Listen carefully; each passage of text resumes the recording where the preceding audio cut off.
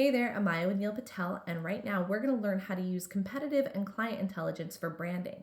This is going to help you make powerful branding decisions with half of the work by looking at the competitive intelligence and target client research that you've gathered so that you can connect naturally and powerfully with your perfect clients. So this is the surprise missing element.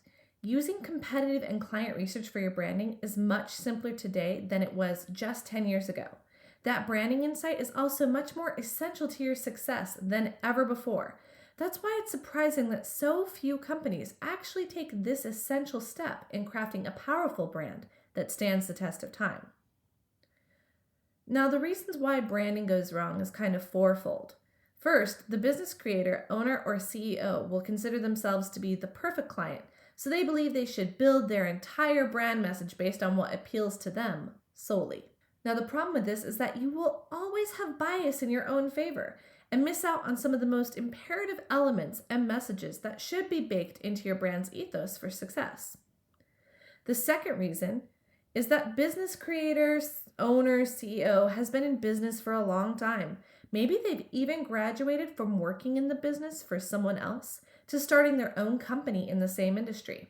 So they feel that they know their clientele like the back of their hand. So they skip refreshing their research to find the most powerful elements and messages for their brand's ethos. And this is really a bummer because honestly, if you're not going to do the research, you're going to miss out on a lot of things that may have cropped up in the time that you haven't been looking around. And you don't want to do that because I can tell you this much, every market evolves with time. Now, the third reason is that the business owner, the creator, the CEO has decided to be an imitator. They've decided to imitate another successful company in their market rather than creating an ethos of their own. Now, this can definitely work if you've been rushed to get your business up and running, but ultimately it will lead to a brand breakdown or stagnation because it's not your brand. So a brand not only needs a general ethos, but also a personality, and a personality comes from authenticity. You can't have one without the other. Lastly, this sometimes happens. There's just too many cooks in the kitchen, and the brand is like this hodgepodge of several ideas with very little unifying it. See, using competitive and client data that you've gathered can actually help you find that unifying thread that makes a very powerful and relatable brand that your clients will actually want to connect with. So let's get into it. First, we're going to look back at what we've already done. Remember back to the lessons in Module 1 and Module 2 of this month. You filled out the comprehensive target market insight sheet about your target market. You also filled out the customer nightmares and miracles worksheet, a trigger word worksheet. So you're going to want to grab those to look back at in each exercise of this week's content. Now, you also took the time to gather your top competitive intelligence. The most valuable information you'll need for today's lesson are going to be the top keywords you found your competitors using, the swipe file you created of your competitors' landing and sales pages, as well as their ads. Because we're going to actually take a look at what they're doing, what words they're using, and the angles that they're looking at and kind of portraying to all of your client types so that you can take a look at what's already being done, how you can differentiate yourself, and also if there's words that seem to stand out a lot, proprietary vocabulary, things like that, you want to grab that. And we're going to do a little exercise right now. It is the Facebook graph search.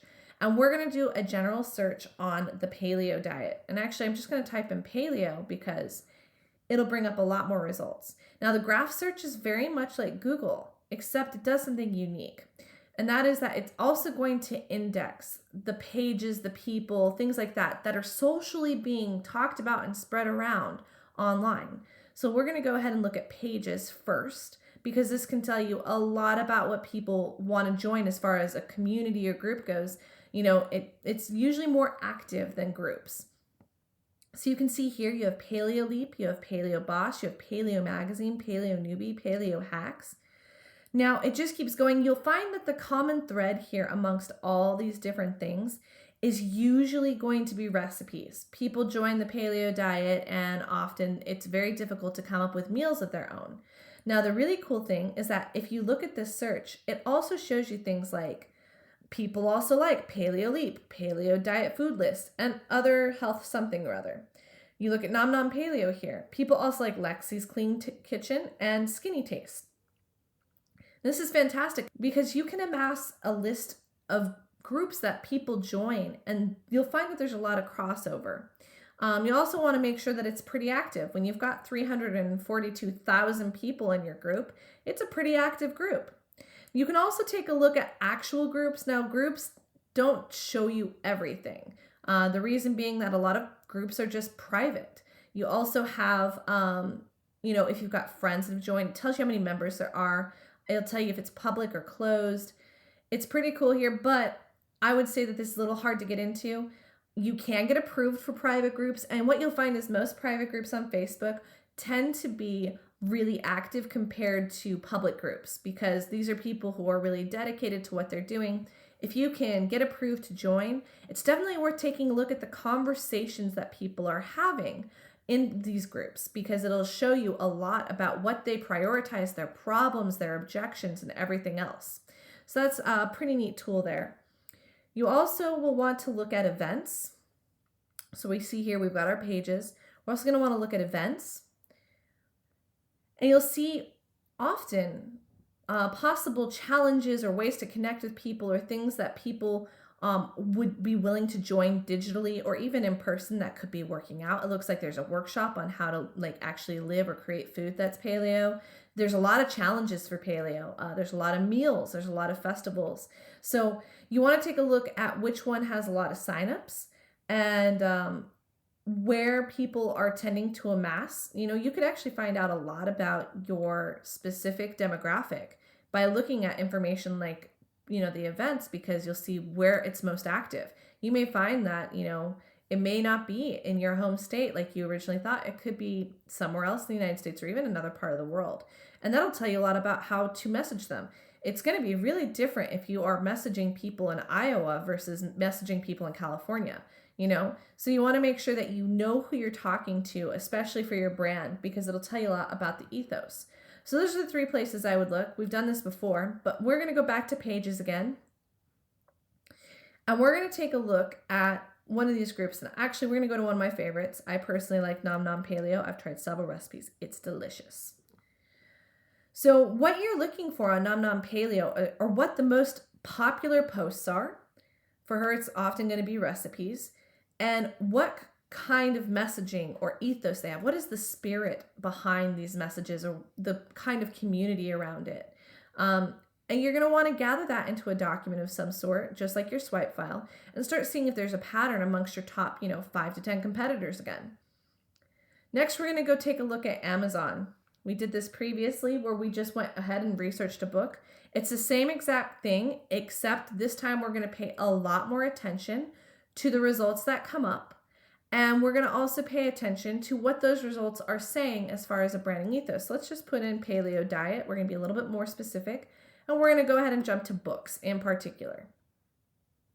So it often will show you the most recently popular books, but I want to look for something that has more than 1,000 reviews. So there's the Paleo Solution, there's Practical Paleo, which actually made a huge splash. It's got a really nice high review here. It's got, 4.5 stars out of 5, and they've got over 2,000 customer reviews for this book. So what is the messaging behind this? Our great-grandmothers didn't need nutrition lessons. Then again, they weren't forced to wade through aisle after aisle of packaged foods touting outlandish health claims and confusing marketing jargon. Over the last few decades, we've forgotten what real food is, and we're left desperately seeking foods that will truly nourish our bodies. We're disillusioned with the conventional wisdom for good reason. It's gotten us nowhere. So this is definitely kind of anti-establishment, the status quo, and it talks about how we knew better back then. It's making an appeal to authority in the sense of our great-grandmother knew it was best and we don't anymore. And it also is setting us up for a for and against kind of situation where they're for grandma's wisdom and against the modern day sense of what nutrition is. So there's definitely an ethos here, this kind of spirit of being a rebel, but in a weird sense also being traditional, throwing it back to what was conventional wisdom back in the day, but maybe not today. So we also want to take a look at, how it's being designed and marketed. You also can take a look at the first few pages of the book and see the table of contents here so you can understand what is included in the book. Now, what's great is that it'll also give you excerpts of the book. So here's the foreword from Rob Wolf. Then there's dedication. Let's go ahead and skip through that. Let's let it load again. Copyright, copyright. Let's see here. Is this still the forward? Yes. So it looks like it skipped some pages here, but reading through a few of these pages is going to help you understand the kind of message they have. Is it a bold in your face, you need to change your health, this is a dangerous problem, we're killing the earth? What is the message that they're putting in here? Or is it more of the treat your body nicely, we're not doing it well anymore, we've been poisoning ourselves with toxins? There's going to be a different approach in every single one of these books. If we looked up a book that had something about Weight Watchers or Jenny Craig, it'd be a completely different message, which would be learning how to love your body and doing it in the most convenient way possible so that you can get healthy and look sexy again, right? So there's going to be different approaches for each competitor you have, and you want to see which ones are getting the best response. We want to really pay attention to the kind of messaging they have. And you also want to take a look at both their highest reviews, especially if they're marked as helpful. So we're going to go down here and we're going to take a look at those reviews. The one that is found most helpful, which will be listed here, 627 out of 660 people found this helpful. That's obviously a good review because people want to read a review that's going to tell them more about the book. Or you can also take a look at where their lowest is. Now, the cool thing is that there's less than 1% of 1%, of bad reviews on here. So we're going to go ahead and pop up to 3-star because there's 4% here. And again, we want to take a look at how many people found it useful. 533 of 595 people found this helpful. And you want to look at the languaging behind it. What is it that made the book awesome? And what is it that made the book, not as awesome? People had questions still, or maybe it just wasn't realistic for them, whatever it is. And you want to take notes on the language that they use because it's going to be important to your brand. So what you want to look for on Facebook is what posts on the pages are getting the most action. This tells you about the spirit behind a brand that people respond to and like to connect with. What kind of comments are people leaving? Are they positive? Are they negative? Are they in agreement or are they controversial? How does that company respond or interact with their followers? And do people talk about their wishes and fears? What emotional language is used frequently amongst several people? For Amazon, what is the overall message the majority of people leave most frequently about the book? For example, Start Living Again. It was another book that I looked at previous to the one that we looked at when I was doing my research for this. And that's a pretty hefty claim. Start living again. Makes a huge promise to you, makes you filled with hope. That's pretty emotional language. Do other people agree with the comments that are left about the book? Do they find them helpful? Is there a conversation that has started because of the review that's been left? What does it reveal? Also, again, do people talk about their wishes and fears? What emotional language is used frequently amongst several people? This will tell you a lot about, again, objections. It'll tell you a lot about what's missing from other brands or products, and it will tell you where you can fill the gap or how you can either respond to those objections because you might have them approached in your business as well, or also just learn how to circumnavigate them so that they don't even bring the objection up. So bonus insights to check. What is the portrayed ethos behind the author of the book? Can you find other sources of their branding that involves your target demographic? For example, if you looked at Dan Sanfilippo, she actually, and I don't know if I just pronounced her name correctly or not, so excuse me, but she's got a whole blog and it's got way more of her messaging. She's a pretty big personality for her industry on the internet. So it'll tell you a lot more about that demographic, what they're commenting on her blog, if they connect with her on her Facebook. Now, who is primarily talking about the book or participating with the brand? You want to, again, note their demographic information as much as possible because those are the people that you want to appeal to the most, or you'll find that you need to create a message that appeals to a certain type of person the most. Because, a lot of your word of mouth marketing online actually just comes from people who leave reviews or that really love your company. And that's a really small percentage. It's not going to be a lot of people.